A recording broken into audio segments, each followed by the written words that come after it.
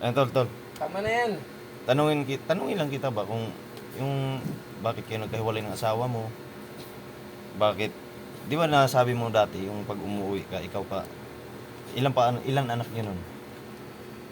Ano na yun? Dalawa. Dalawa na. Pero may trabaho ka na. Oo, may trabaho ko yun. Ano trabaho mo? Sa ano lang nagtatrabaho? Sa colorum na kumpanya. Wala siyang mga benefits. Ah. Pero, Ano kasi yun, yung asawa ko, sigurista kasi yun. Bali, pagka sumasahod kasi ako, compute na niya yung sasahurin ko sa loob ng 1 linggo.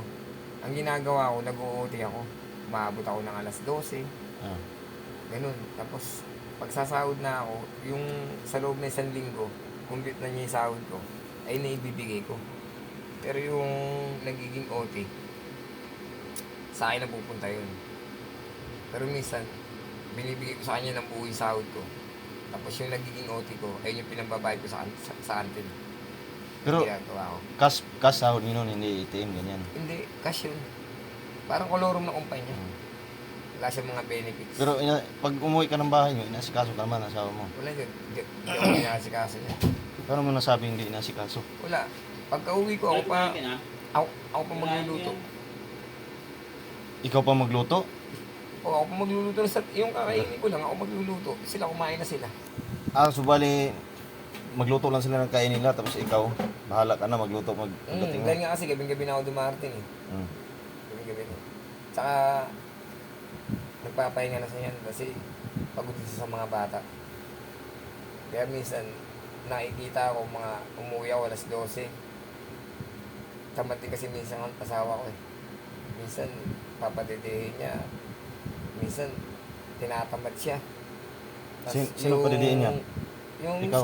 sa ano, Sino padidiin niya? yung sa bote. Minsan, Yung bata, anak nyo? minsan ano na yun eh, ibig sabihin, parang ano na siya eh. Hindi na siya dapat ipadedi dahil nga kasi parang ano na, parang panis na. Napapadedi pa niya. Naaabutan ko pa ng alas 12. Yung ginagawa ko, uuwi ako ng galing trabaho. Naaabutan ko pa yun. Inuhugasan ko na lang. Tapos saka ako titimplahin yung bata ng panibagong ano. Tamad na tamad. Bilib lang ako sa kanya mag-alaga ng bata. Ito lang ako bilib sa kanya. Pero ano siya, yung mga damit mo, nilalaban niya naman. Hindi, ako naglalaban ng mga damit ko. Oh. Iniipon ko lang. Naglalaba pa ako niyan. Pagkagaling ng trabaho, pagod na pagod ako. Ah. Kaya pagka sampa ko, wala na. Hindi na ako, ano. Direct tulog na. Ano pala issue noon? Anong issue niyo? Ba't nagkahiwalay kayo? Sa ano yun? Sa pera yun. Huwag kang umiyak.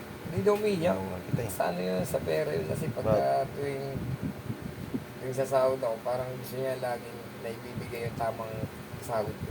Ah. Eh, minsan, hindi naman ako kompleto yung araw ko. Minsan, wala din kami pasok. Pero sinasabi ko sa kanya yun. Pero wala naman, hindi mo naman hinaluan ng bisyo kapag nagsama kayo. Baka mamaya napunta Hindi. rin sa... Yung nagsama kami, hindi talaga ako nagbibisyo. Ah. Hindi ako nagbibisyo. Yung binata ako, nagbibisyo ako yan. Pero yung nagsama kami, hindi na ako nagbisyo. So, paano kayong nagkahiwalay na ganun lang yung rason?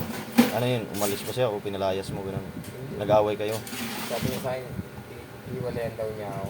Hindi ko Oh. lang alam kung bakit. Tapos? Akala ko, niloloko lang ako. Ah. Eh, hindi ko pala alam. Totoo na pala. Tumahanin niya. Ano sabi mo sa kanya? Sabi na, hiwalay ka. Hindi, yung sinabi ko sa kanya ng iiwalayan, walayan mo.